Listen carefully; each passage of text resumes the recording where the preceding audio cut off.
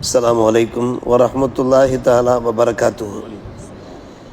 அஊது பில்லாஹி மினஷ் ஷைத்தானிர் ரஜீம். பிஸ்மில்லாஹிர் ரஹ்மானிர் ரஹீம். வஜா இஹ்வத்து யூசுஃப் ஃபதஹலு அலைஹி ஃபஅரஃபஹும் வஹும் லஹு முன்கிரூன். வலம்மா ஜஹஸஹும் பிஜஹாஸிஹிம் கால உத்தூனி பிஅகில் லக்கும் மின் அபீக்கும் அலா தரவுன அன்னி ஊஃபில் கைல வ அன கைருல் முன்ஸிலீன். ஆமன்னா பில்லாஹ் ஸதகல்லாஹு மௌலானல் அலியுல் அதீம். யூசுஃபுடைய சகோதரர்கள் யூசுஃபிடத்தில் வந்தார்கள், நுழைந்தார்கள். யூசுஃப் அவர்களை அறிந்து கொண்டார். ஆனால் அவர்கள் யூசுஃபை அறியவில்லை. யூசுஃப் அவர்களுக்கு தேவையான உணவுப் பொருட்களை தயார் செய்து கொடுத்தபோது, உங்களுடைய இன்னொரு சகோதரர் உங்களுடைய தந்தையிடத்தில் இருக்கிறாரே, அவரை அழைத்து வாருங்கள் என்று யூசுஃப் சொன்னார். நீங்கள் கவனிக்கவில்லையா, பார்க்கவில்லையா? அலா தரவுன அன்னி ஊஃபில் கைல், அளவை நான் உங்களுக்கு பரிபூர்ணமாக ஆக்கியிருக்கிறேன். உங்களுக்கு தர வேண்டிய உணவுப் பொருளை நான் எந்த ஒரு குறையும் இல்லாமல் முழுமையாக தந்திருக்கிறேன். மட்டுமல்ல, வான கைருல் முன்ஸிலீன், விருந்தினர்களை உபசரிப்பவர்களில் நான் மிக சிறந்தவனாக இருக்கிறேன் என்று யூசுப் நபி சொன்னார். ஃபஇல்லம் தஅத்தூனி பிஹி ஃபலா கைல லக்கும் இந்தி வலா தக்ரபுன். அந்த கடைசி சகோதரரை நீங்கள் அடுத்து வரும்போது என்னிடத்தில் அழைத்து வராவிட்டால் உங்களுக்கு உணவுப் பொருள் கிடையாது. என்னிடத்தில், என் பக்கம் நீங்கள் நெருங்கவே கூடாது என்று யூசுப் சொல்லிவிட்டார். காலு, அப்போது அந்த சகோதரர்கள் சொன்னார்கள், சன்னுராவிது அன்ஹு அபாகும், அந்த இளைய சகோதரர் சம்பந்தமாக எங்களுடைய தந்தையிடத்திலே நாங்கள் நயந்து பேசி இணங்கச் செய்து இன்னால ஃபாயிலுன், நாங்கள் நிறைவேற்றி விடுவோம். அடுத்து வரும்போது அந்த கடைசி சகோதரரை, இளைய சகோதரரை அழைத்து வருகிறோம். வகாலலி ஃபித்யானிஹி இஜஅலு பிலாஅத்தஹும் ஃபீ ரிஹாலிஹிம் லஅல்லஹும் யாரிஃபூனஹா இதன் கலபு இலா அஹ்லிஹிம் லஅல்லஹும் யர்ஜிஊன். அவர் தம்முடைய பணியாட்களை பார்த்து, சிப்பந்திகளை பார்த்து சொன்னார், நீங்கள் அவர்கள் கொண்டு வந்த அந்த உணவுக்கான தொகையை அவர்களுடைய லக்கேஜுகளிலேயே வைத்து விடுங்கள், அவருடைய பொதிகளிலேயே நீங்கள் வைத்து விடுங்கள். அவர்கள் தங்களுடைய குடும்பத்தினிடத்தில் திரும்பி சென்றதற்கு பின்னாலே உள்ளே இருக்கிற அந்த பணத்தை அவர்கள் அறிந்து கொள்வார்கள். அதற்கு பின்பு அல்லவும் எரிஜியும், அந்த பணத்தை திருப்பி தருவதற்காக வேண்டி மீண்டும் மறுபடியும் வருவார்களே. ஃபலம்மா ரஜஉ இலா அபீஹிம் காலு யா அபானா முனிய மின்னல் கைல் ஃபர்சில் மானா அஹானா நக்தல் வ இன்னாலஹுல ஹாஃபிதுன்.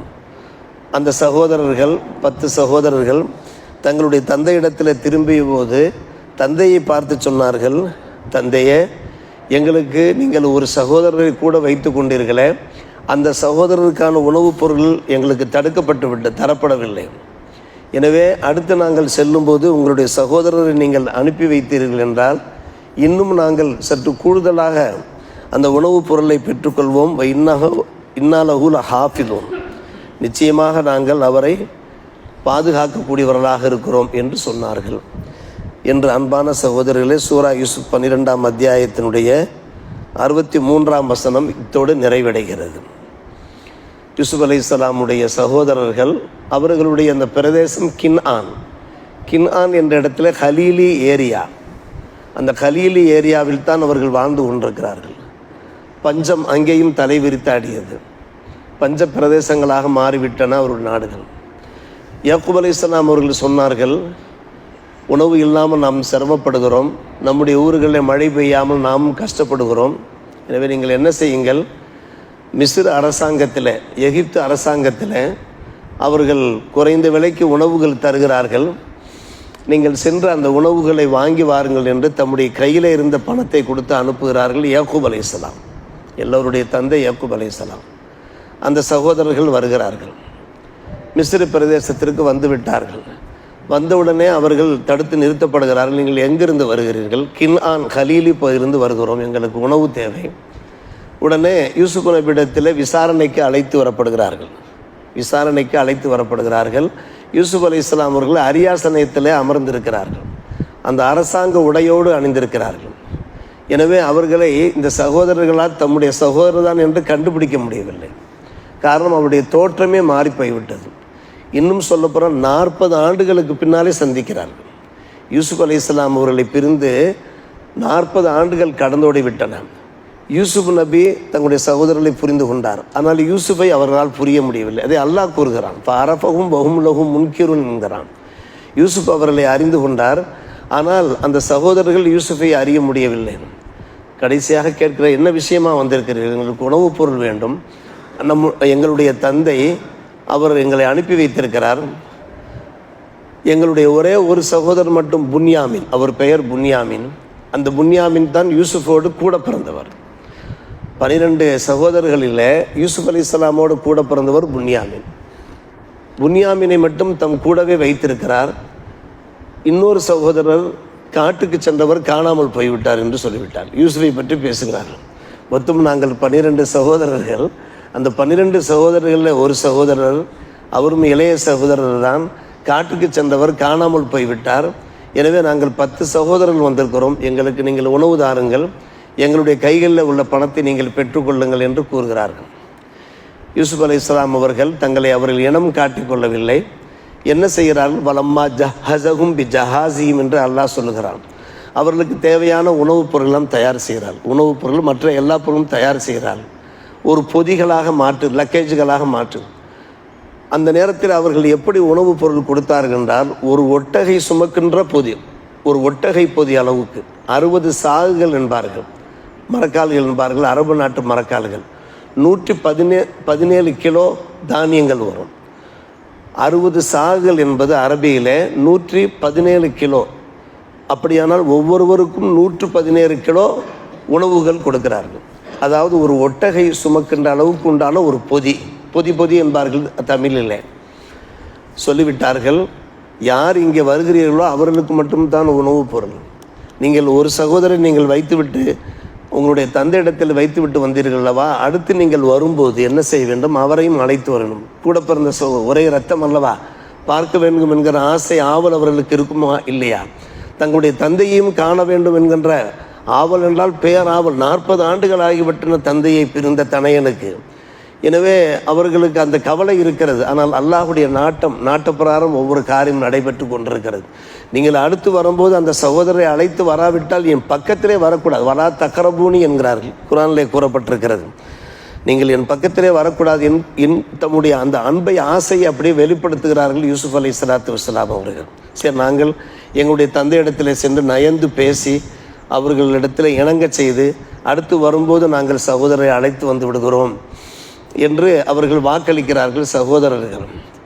அதற்கு பின்பு என்ன, வலம்மா ஜஹஸஹும் பி ஜஹாஸிஹிம், உணவுப் பொருளை தயார் செய்து அவர்கள் கொண்டு வந்த அந்த பணத்தை அப்படியே உள்ளேயே வைத்து விடுகிறார்கள். அந்த பொதிகளுக்கு உள்ளே, லக்கேஜுகளுக்கு உள்ளே உணவு தானியங்கள் இருக்கின்றனவே, அந்த தானியங்களுக்கு உள்ளேயே வைத்து விடுகிறார்கள். வைத்துவிட்டு, என்றால் 2 காரணம். ஒரு காரணம், தம்முடைய கூட பிறந்த சகோதரர்கள், தம்முடைய தந்தை, தம்முடைய பணத்தை கொடுப்போமே என்கின்ற ஒரு நோக்கமாக இருந்திருக்கலாம். யாருக்காக நாம் தருகிறோம்? எனக்கென்று ஒரு பணம் இருக்கிறது, அது என்னுடைய சகோதரர்களுக்கு நாம் செலவழிக்கலாமே, என் தந்தைக்கு என்கிற முறையிலே செஞ்சிருக்கலாம். அல்லது நம்முடைய தந்தை ஒரு யாக்கூப் நபி, ஒரு நபியாக இருக்கக்கூடியவர்கள் கண்டிப்பாக அல்லஹும் எரிஜூன், திருப்பி அனுப்பி விடுவார்கள். திரும்ப வர வேண்டுமே என்கிற ஒரு கவலையும் இருக்கிறது. யூசுப் நபி அவர்களுக்கு தம்முடைய சகோதரர்கள் திரும்ப வர வேண்டும், எல்லோரையும் தம் அருகே வைத்து கொள்ள வேண்டும் என்கின்ற ஆவலும் இருக்கிறது. எனவே நிச்சயமாக அவர்கள் செல்வார்கள், வீட்டிற்கு செல்வார்கள். உணவுப் பொருளுக்குள்ளே பணம் ஒளித்து வைத்திருப்பதை பார்ப்பார்கள். அந்த பணத்தை திரும்ப கொண்டு போய் கொடுத்து விடுங்கள் என்று தந்தை அனுப்புவார்கள். அவர் ஒரு இறை தூதர் அல்லவா. எனவே அதற்குரிய காசை கொடுக்காமல் நாம் பொருளை வாங்கியிருக்கக்கூடாது, எப்படியோ பணம் உள்ளே மாட்டி கொண்டு விட்டது என்று அந்த ஆவலிலே அனுப்பி வைக்கிறார்கள். யூசுப் அலைஹிஸ்ஸலாமுடைய தந்திரம், இதெல்லாம் தந்திரம். தந்திரம் என்றால் ஒரு நியாயமான தந்திரம், ஒரு அநியாயமான தந்திரம் அல்ல. தம்முடைய குடும்பத்தினரை காண வேண்டும் என்கின்ற ஒரு ஆசை. எவ்வளோ அழகான ஒரு நிர்வாகம் செய்கிறார்கள் பாருங்கள். 7 ஆண்டு காலம் மழை பொழிகிறது, தரிசு பூமிகளில் எல்லாம் விளைச்சல் நடக்கிறது. தரிசையும் கூட நஞ்சை புஞ்சையாக ஆக்கி அவர்கள் விவசாயம் பண்ணி, வேளாண்மை பண்ணி 5இல் 1 பாகம் ஒவ்வொரு விவசாயிகளும் அரசாங்கத்திலே ஒப்படைக்கிறார்கள். அரசாங்க களஞ்சியங்கள், உணவு பொருள் கிடங்குகள் என்று கூறுவார்கள் அல்லவா, பக்கத்தில் சித்தர்காட்டெல்லாம் இருக்கிறது அல்லவா, அந்த உணவுப் பொருள் கிடங்குகள் ஏற்பாடு பண்ணப்பட்டு, களஞ்சியங்கள் ஏற்பாடு பண்ணப்பட்டு, எல்லா அந்த தானியங்களும் அந்த கதிர்களோடு அது பாதுகாக்கப்படுகிறது. அடுத்து 7 ஆண்டுகளுக்கு அது பயன்பட வேண்டும் என்று. யூசுப் அலைஹிஸ்ஸலாம் அவர்களுடைய அந்த நிர்வாக திறமையை பார்க்கிறோம். தம்முடைய அந்த குடிமக்கள் எந்த காலத்திலையும் கஷ்டப்பட்டு விடக்கூடாது.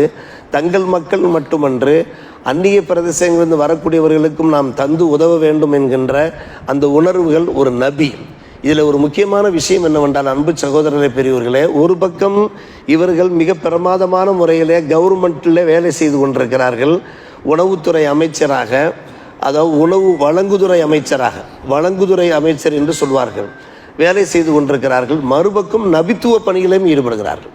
தௌஹீத் பணி, ஏகத்துவ பிரச்சாரம்னு ஒரு பக்கம் நடந்தது. அதன் அடிப்படையில் அந்த நாட்டு மன்னர் இஸ்லாத்திற்கே வந்து விடுகிறார். சாதாரணமான ஒரு விஷயம் அல்ல. ஒரு காஃபிராக இருந்தவர், ஒரு முஷ்ரிக்காக இருந்தவர், ரய்யான் இப்னு வலீத், அந்த மிஸ்ர் அரசாங்கத்தினுடைய மன்னர் இருக்கிறாரே, அவர் இஸ்லாத்தையும் தழுவிவிட்டார் என்பது ஒரு முக்கியமான ஒரு விஷயம். அல்ஹம்துலில்லாஹ். என்ன ஆனது, இவர்கள் உணவுகளை கொண்டு செல்கிறார்கள், வீட்டிற்கு செல்கிறார்கள். வீட்டிற்குள்ளே சென்று பார்த்தால் அங்கே பணம் இருக்கிறது.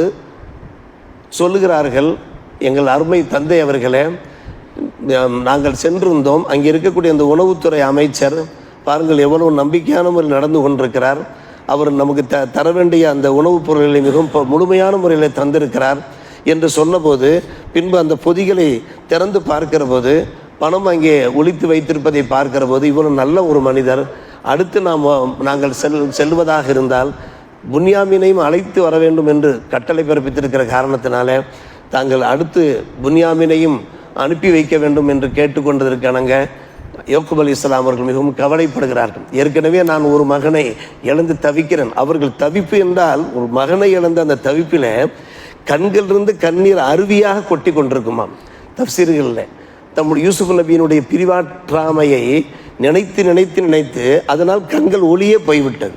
ஒட்டுமொத்த பார்வையும் போய்விட்டது யாக்கூப் அலைஹிஸ்ஸலாம் அவர்களுக்கு. ஒட்டுமொத்த பார்வையும் போய்விட்டதற்கு பின்னாலே, நான் ஏற்கனவே ஒரு மகனை இழந்திருக்கிறேன், இவரையும் நான் இழக்க வேண்டுமா? சரி, பரவாயில்லை, அல்ஹம்துலில்லாஹ், அல்லாஹ் பாதுகாவலன் என்று சொல்லி அடுத்து அனுப்பி வைக்கப் போகிறார்கள். அருமை சகோதரர்களே, அது அடுத்த வசனங்களாக இடம்பெறுகின்றன. இதுவரையும் நம்ம பேசிய விஷயம், இதுவரை நடந்த அந்த சம்பவத்தினுடைய ஒரு வசனங்களாக இருக்கின்றன. அடுத்து புன்யாமீன் வருகிறார். அடுத்து என்ன நிகழ்ச்சிகள் நிகழ்கின்றன என்பது வரும் வசனங்கள் மூலமாக நமக்கு தெரிய வருகிறது.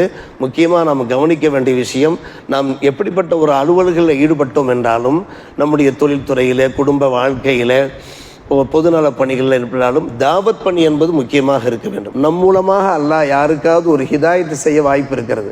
ஒரு தொழுகையாளியாக, ஒரு நோன்பாளியாக, ஒரு வணக்கசாலியாக, ஒரு நியாயவாதியாக, ஒரு நேர்மை மிக்கவராக, நாணயம் மிக்கவராக மாறுவதற்கு, திகழ்வதற்கு வாய்ப்பு இருக்கிறது.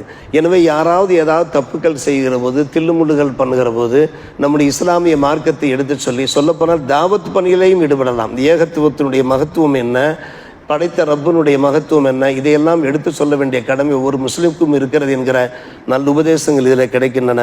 வல்ல அல்லாஹ் இவற்றை செயல்படுத்துவதற்கு நம்ம எல்லோருக்கும் நல்ல புரிவானாக. வாஹிர் தாவானா அல்ஹம்துலில்லாஹி ரப்பில் ஆலமீன்.